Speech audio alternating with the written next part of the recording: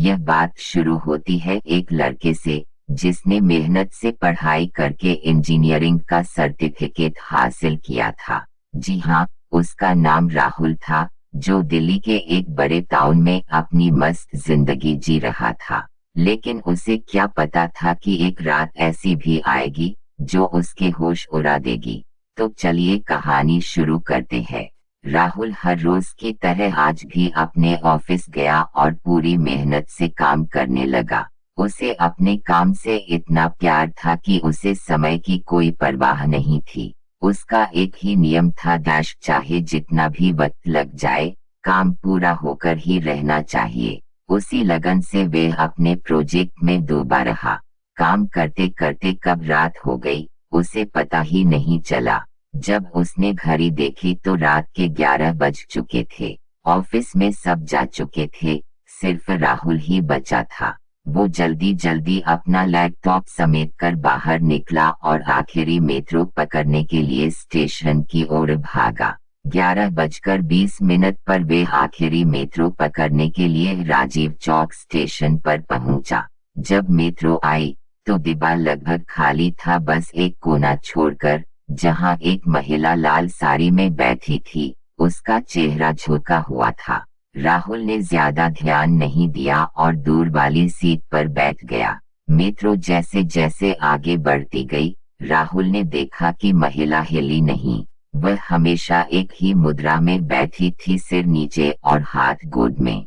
Metro एक एक station पार कर रही थी, लेकिन वह महिला नहीं हिली। न उसने सिर उठाया, न आसपास देखा। राहुल थोड़ा असहज होने लगा। उसने कान में ईयरफोन लगाए और बाहर देखने लगा।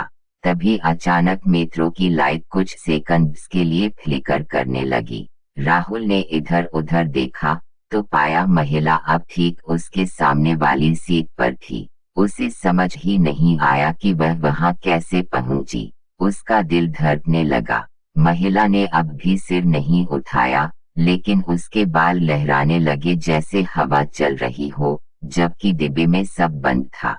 राहुल के कानों में किसी के फुसफुसाने की आवाज आई, तू भी वही करेगा जो बाकी सब ने किया। राहुल डर से कांपने लगा। उसने उठने की कोशिश की, तभी उसे ऐसा लगा जैसे उसके पैर जमीन से चिपक गए हों।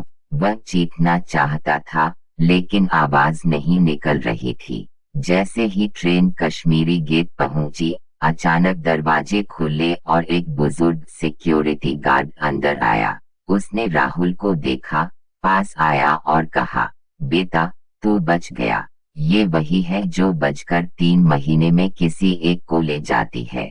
चल उत्तर। अगले दिन की खबर। अगली सुबह एक अखबार में खबर थी, कल रात आखिरी मेट्रो की सीसीटीवी फुटेज में एक युवक अकेले चिल्लाते हुए दिखाई दिया, जबकि ट्रेन में कोई नहीं था। लोगों की मान्यता कहा जाता है कि दिल्ली मेट्रो की आखिरी ट्रेन में कभी कभी आत्मा की परछाई देखी जाती है। कई लोगों ने शिकायत की है कि उन्होंने किसी महिला को देखा, लेकिन कैमरों में कुछ नहीं दिखाई दिया। क्या यह सच है? मेट्रो प्रशासन ने कभी आधिकारिक रूप से इन बातों की पुष्टि नहीं की, लेकिन लोक कहानियों और यात्रियों के अनुभवों ने इसे एक अर्बन लेजेंड बना